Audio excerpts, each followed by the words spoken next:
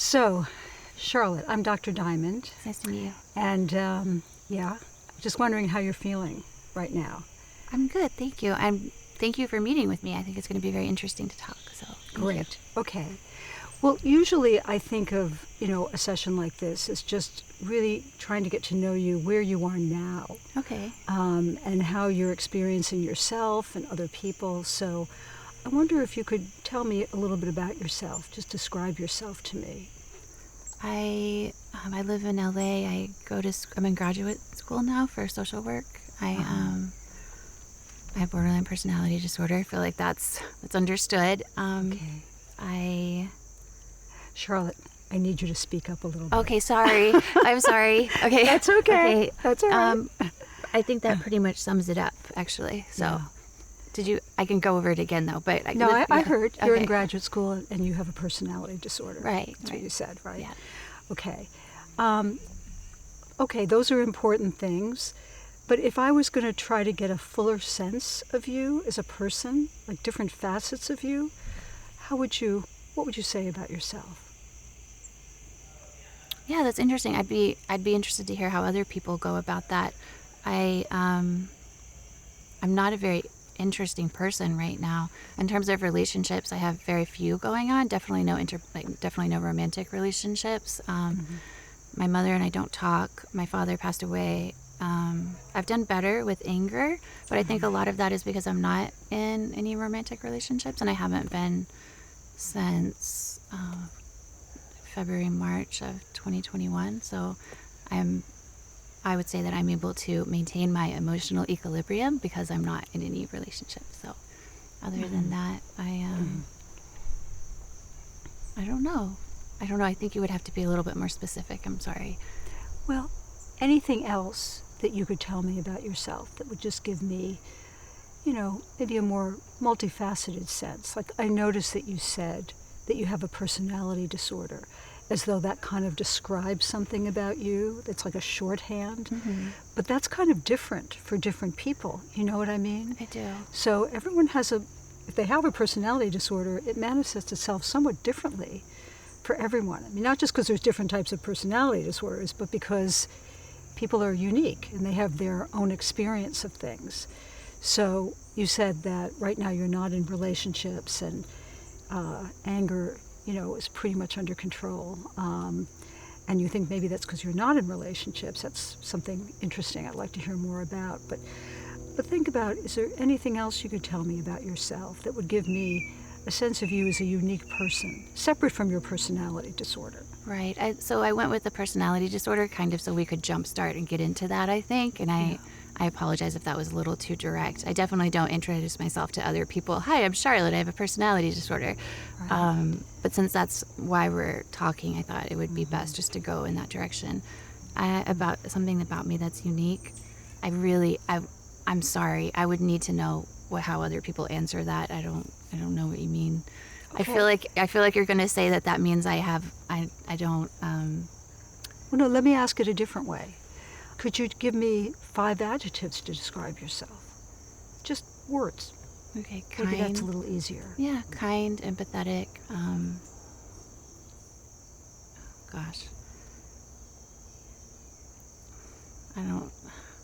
We had to do this icebreaker in one of my classes, and I had to come up with 3, and I think anxious was one of them, which is fair. Kind, sympathetic, and what was the third one? Anxious. Anxious, right. Okay. And awkward, I said that one anxious as well. Anxious and awkward. And then, okay.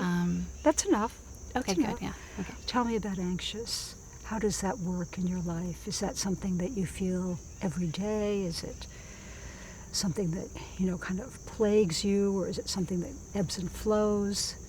No, I would say my anxiety is pretty severe. Pretty severe. I definitely would say anxiety is pretty high up for me on the. I should replace all the other adjectives with anxious and probably nervous and awkward, all of those.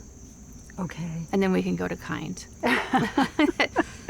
But it sounds like anxious is at the top of the list right now. Yeah. And maybe because this is kind of an anxiety-provoking situation. I mean, you're talking to someone you've never met, There's lots of people around. Yeah, there's people around. We're being filmed and so on. So I can understand that. Thank you. When did you start grad school?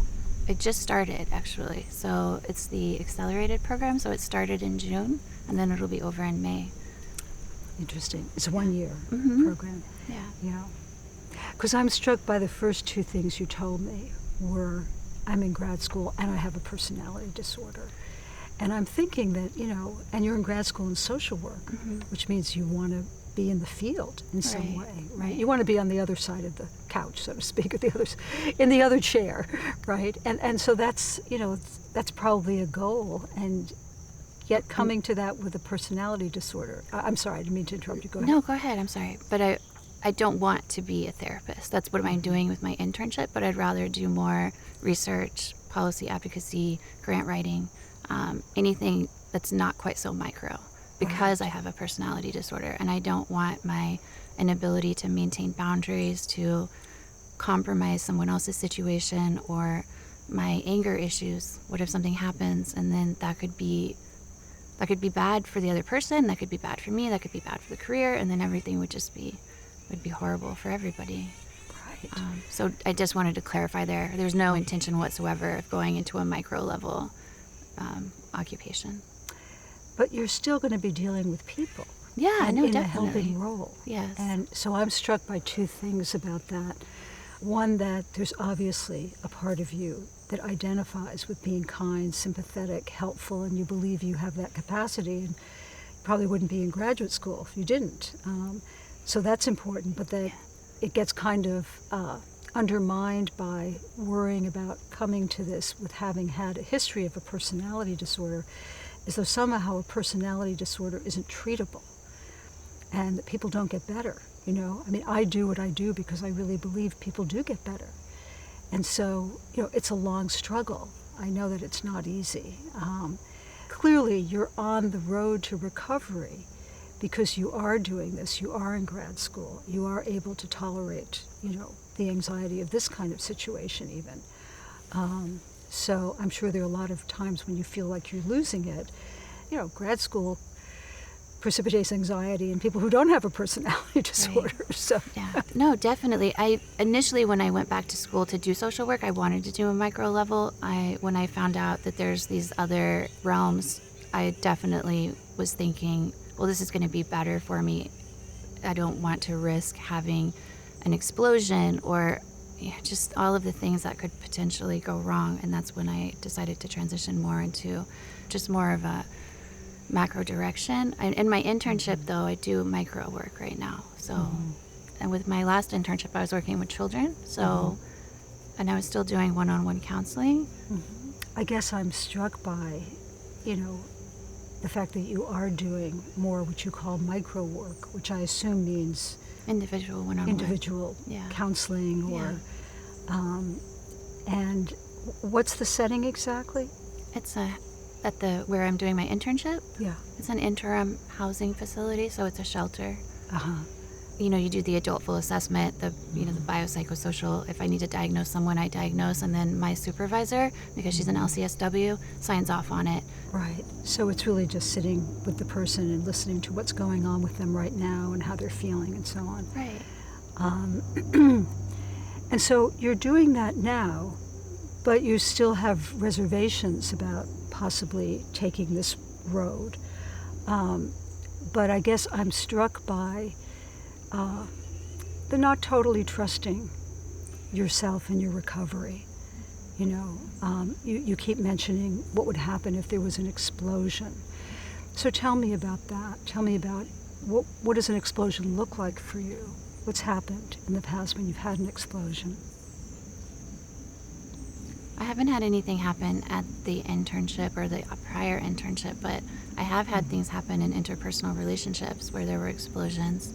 And I wouldn't say that I'm recovered, but I don't know if there's something that one of my professors said about mental illness and recovery, and this is going to have a cuss word, so I'm sorry, but when something's not kicking your ass as much as it used to, and I think that that's fair. Yeah. However, I'm not dating, so there's nothing that will third rail me like a boyfriend.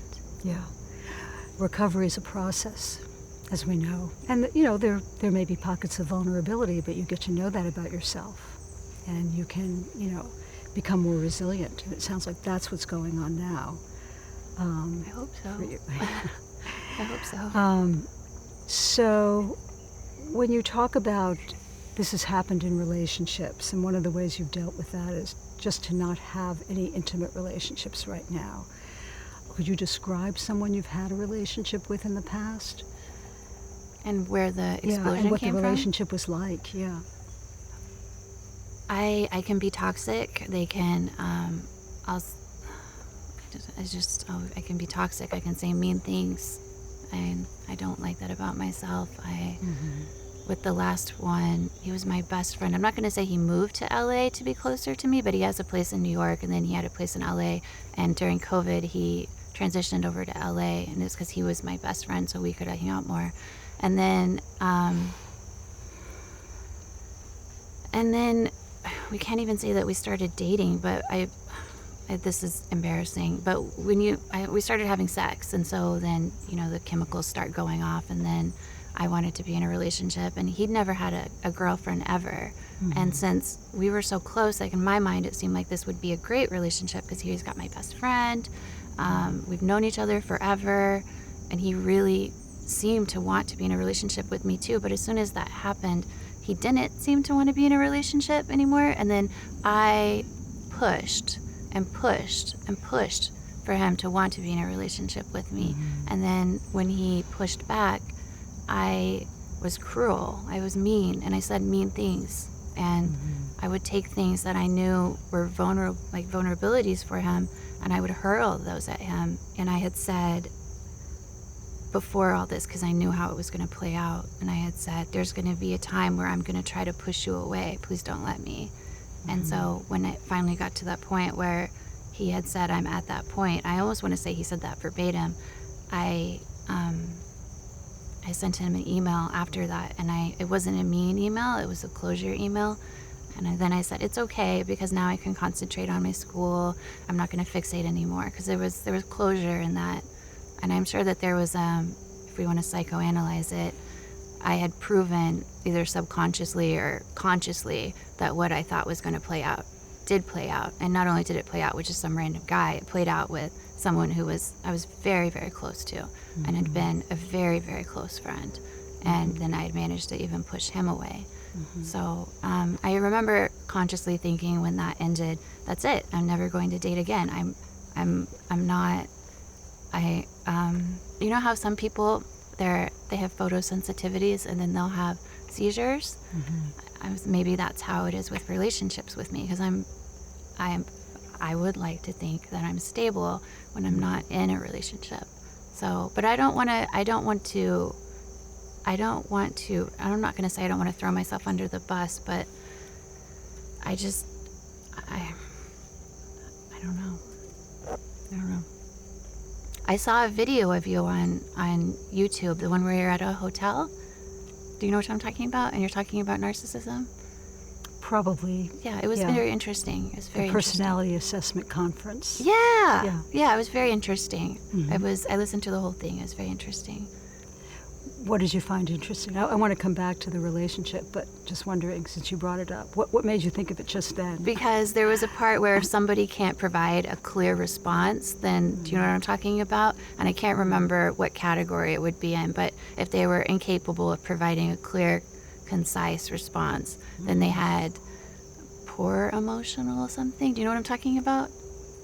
That doesn't quite ring a bell, but tell me more. I mean, that was it. I mean, there was a patient with borderline personality disorder and another one with narcissistic personality disorder, and you would ask a question, and then if they could provide this cohesive, coherent sentence about something that had happened to them in their childhood or with a parent, then you had categorized them with I don't want to say emotional intelligence, but something along those lines. And then there was someone who was incapable of, I don't want to say incapable, maybe they had really bad, I don't know, but the sentence structure was broken and it was weak, and then they were categorized a certain way as well.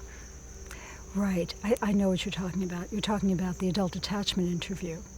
I suppose and so. different ways of responding in an adult attachment interview, which asks people to talk about their childhood attachment experiences. And Right, and it's in the structure of the discourse, you learn a lot about, those early relationships.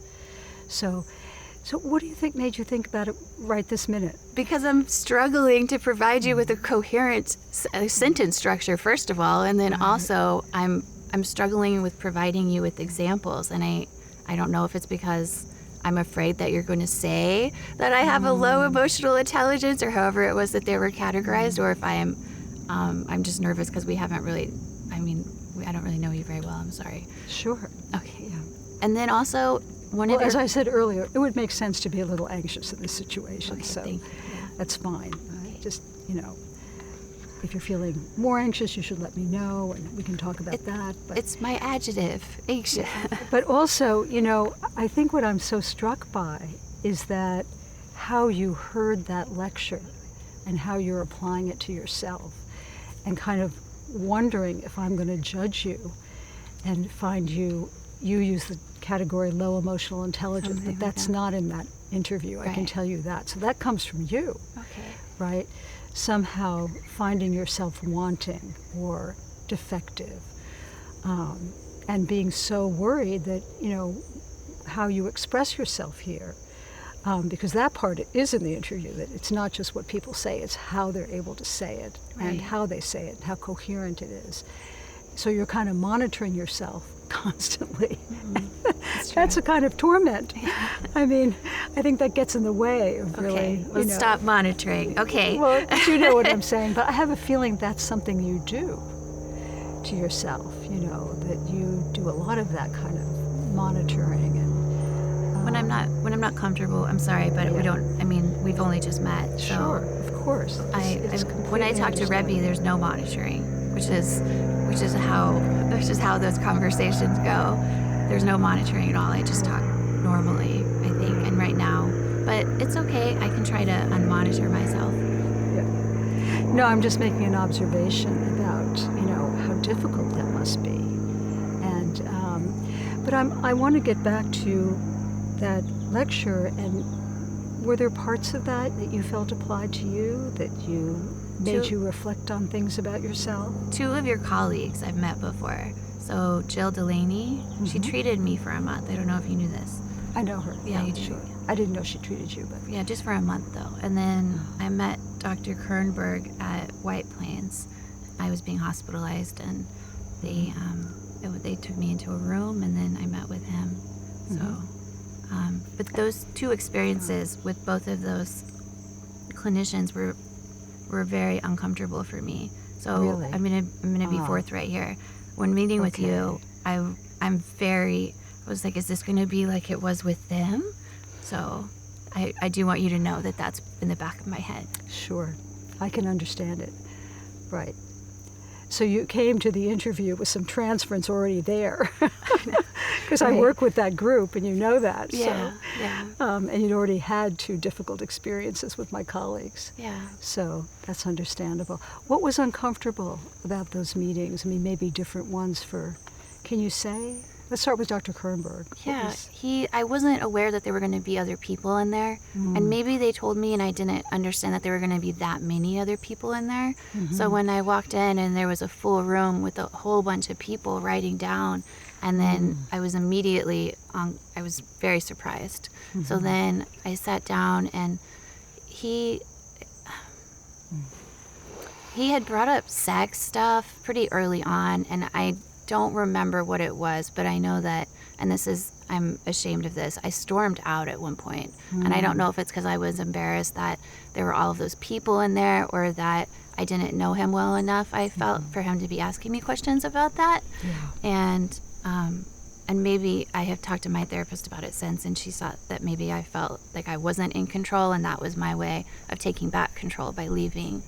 And I had said I felt like a frog on an operating table, and because I hadn't been aware of what I was walking into. And they probably told me, and I just didn't grasp the number of people that were going to be in there. And I didn't know who Dr. Kernberg, did I say his name right? I'm sorry if I didn't. Dr. Kernberg? Kernberg. I didn't know who he was at that point, so that's why there were probably so many people in there too, because they were learning from him, right? I would think. And then with Jill, I want to say this first. I really like her a lot as a person, and I think she's very kind and warm and compassionate. But when she was treating me, I didn't get that from her, and I didn't really find that out about her until later. Unintentionally, I'm sure. It was just a very intimidating situation. I would go in there, and it was twice a week, and it was so threatening to me. And I don't know if that's what TFP, is that how you say it, TFP? Yeah. I don't know if that's how TFP is, but I do know that she had asked me this question, and I thought it was so silly at the time, but now I know that there are people who have never had, I think she thought maybe, I mean, I probably did have an alcohol and drug problem. I don't know. She had said, "Have you ever had sober sex?" And I thought that was so silly, honestly. Like, I was surprised that was even a question. I was surprised that that's a possibility for some people. But then the last guy that I dated, he had apparently never had sober sex except for once. So I was like, oh, wow, this actually is a thing. And then she had, I know that when I get uncomfortable, my voice gets high. It's probably high right now. And she had called me out on that. But the way she called me out on it, it was a little, for me, it made me feel like my mom was hurting me. Mm-hmm. I'm sorry, did you say hurting you? It was like being mean. Like, just, Being I know mean. that's Being mean to you. juvenile Okay. to say it like that, but just being cruel and saying intentionally cruel to hurt me. Uh-huh.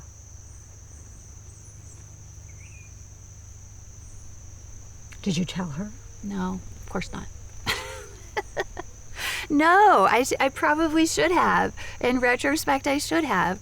I did not. I would like to think that I have the emotional fortitude now to be able to say that kind of thing. Right. I don't know if I do, but Right. we're having a more open conversation now, so maybe, Yeah. I don't know. Is there anything you'd like to say to me? No, I don't think so. I don't think so. Well, I don't think so. We'll find out. Right. What about your current therapist? She's wonderful. And you feel you can Definitely. be frank with her and tell her about your feelings, about things that come up, or if she just says something you don't like, or... I think so. I hope so.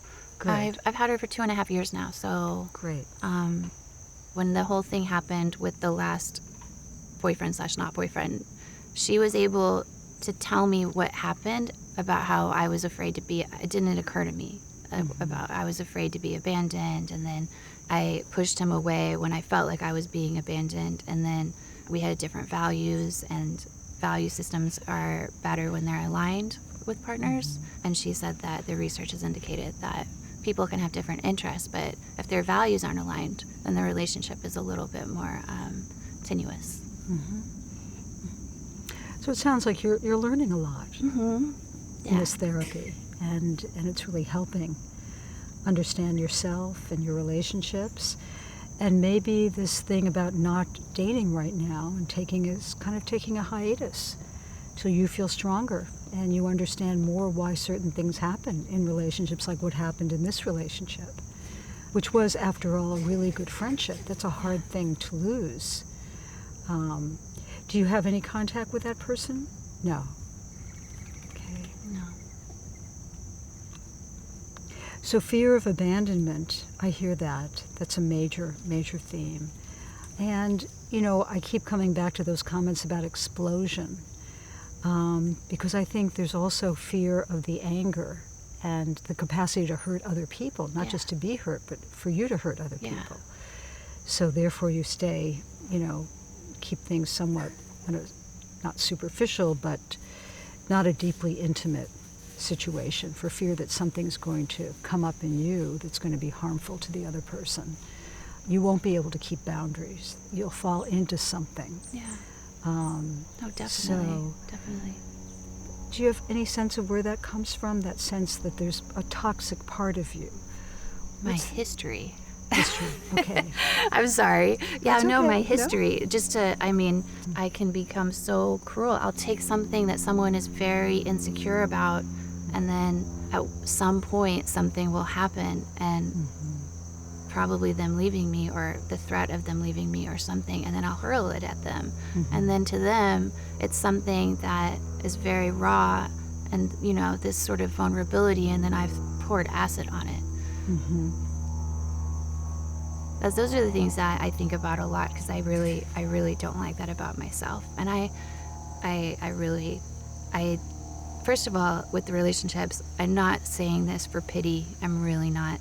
Why would anybody want to be with me? And I mean, even if I did become the most stable person in the world, there's so many things, even these, like their girlfriend would have, you know, all of her information on the internet.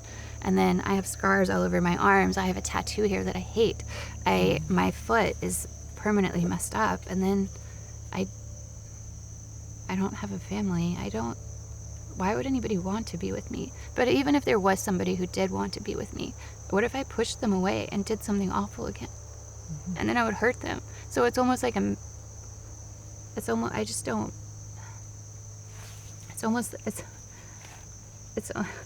it's like this last act of, you know, self-righteousness. Like, I'm not dating. I'm saving the world for myself. I'm kidding. I'm very much kidding. But I think dating right now is not and plus I have a problem where I prioritize the other person above my own, anything that has to do with me. So I don't think that that's very good for this nascent career I'm trying to build. Yeah. And those are two very different things. I mean, there is a time when one wants to put one's energy into work and school and, you know, sort of figuring out who you want to be in the world, what you want to do with your life. And then there's the relationship issue. So there's two separate things. It makes sense, you know, that you've just started grad school. You don't want your energy deflected, and particularly if you get very dysregulated around relationships. Yes, exactly. But I'm hearing something also, it's, you know, in a way more profound, which is just that sense of being unlovable, being damaged, being, you know, why would anyone want to be with me? And, you know, that's a way of experiencing yourself in relation to other people that I think can be worked through. It can be understood where that comes from. It's only part of how you experience yourself, but it's very powerful. It's powerful enough to keep you out of relationships. So do you mind if I ask you a few more questions about that? You're so nice. I appreciate, you're kind, I vote. Because you're asking if you can ask questions. I really appreciate that. Thank you. I should probably try to do that when I'm speaking with clients. I'll just ask questions. Yes, please. Thank you. Well, I'm wondering, you mentioned, you know, that you have a problem with your foot and you have scars all up and down your arms, and I assume that comes from having cut yourself earlier.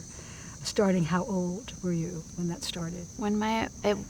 I don't know when the actual cutting started. When my mom would be abusive, I would start digging my nails into my skin, and then if there was blood, then I felt vindicated.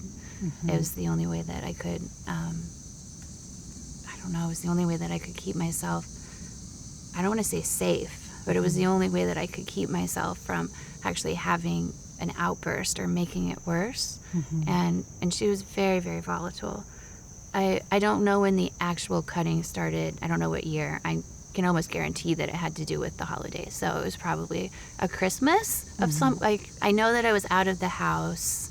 I know that I was probably in my early to mid 20s. And then after my father died, that's when it really, I don't want to say took off, but that's when it became very habitual, and not around the holidays, just whenever I got upset.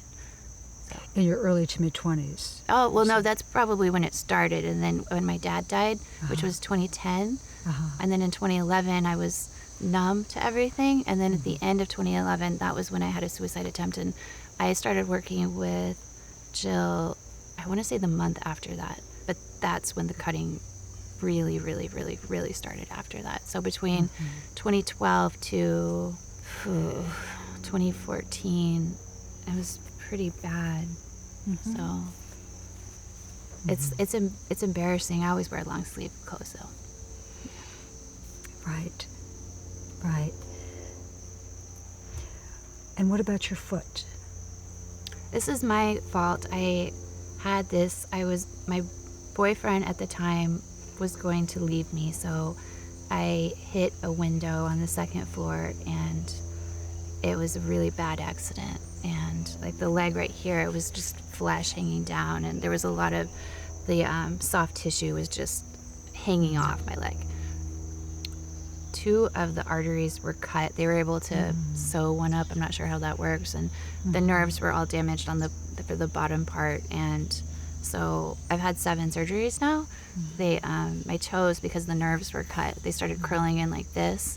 I hope it doesn't continue like this for the rest of my life, but they just keep taking bits and pieces off of the ends of my toes because, I mean, I don't know, they just do. And, but it's every time they do, I can walk better, so it's okay. But it doesn't keep you from walking. No, I mean, it did for a while, but not anymore. But you're fully functional. Yes, definitely. I don't consider myself disabled anymore, but I definitely was for a while. So you put your foot through the glass. It wasn't my best moment. I'll say. Yeah. But it sounds like you've come to grips with it, and they're doing everything they can to make sure you stay fully functional. Yeah, definitely. So that's really important. I think that level of self-destructiveness and self-hatred is something that it's very powerful. It's one of the most powerful things. And it's almost worse that you experience it and you don't lose touch with reality. Do you know what I'm saying? Some people can't really sort of come to grips with the gravity of their self-destructiveness. So they kind of dissociate from it, or they don't. Okay. You're not doing that. I mean, you're really looking at it square in the face and saying, it was pretty horrible and I did some pretty terrible things to myself. And that's something to be mourned and to come to grips with, right? And then to let go. The leg part, the fact that it doesn't work the way that it used to, or the self-destructive behavior? I'm sorry, I didn't quite hear the question. Which part should be mourned? I apologize. That you did those things to yourself. Oh, yeah, definitely. That you were so punishing to yourself. That sometimes that's something to be mourned. Just like if you lost a relationship, you'd mourn, or your father, right? Yeah. You've experienced, what feels like catastrophic loss. And this is, a loss of something of, let's say, bodily integrity or whatever. And in my experience, having worked with lots of people who have been very, very self-destructive, that there is a mourning process. And then, hopefully one, like all other mourning processes, that comes to an end. And so maybe you're still going through that, of coming to grips with what you did to yourself, what the consequences for you, mostly, more than anybody else, have been. And then trying to find your way through that and to let it go. Yeah. That's a process, again. That definitely makes sense. And, it would make sense to not want to get too quickly into a relationship, given what you're going through and your own feelings about your body. I think that's an important place to start, and to feel good about yourself and your body, because obviously there's a lot of positive things there too, although I think it's hard for you to see that.